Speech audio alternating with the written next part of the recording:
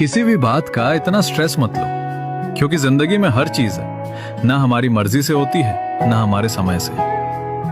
कभी कभी हम बहुत कोशिश करते हैं सब कुछ जल्दी पाने की, कुछ रिश्तों को बचाने की, कुछ सपनों को पकड़ के रखने की, लेकिन फिर भी चीजें वैसी नहीं होती जैसी हम चाहते हैं। तब समझ आता है कि ना किस्मत से ज्यादा कुछ मिलता है और ना वक्त से पहले। जो तुम्हारा है वो तुम्हें ढूंढते हुए भी तुम्हारे पास आ जाएगा, और जो तुम्हारा नहीं है उसे कितना भी रोक लो, एक दिन वो दूर चला ही जाएगा। इसलिए हर बात पे परेशान होना छोड़ दो, थोड़ा सब्र रख।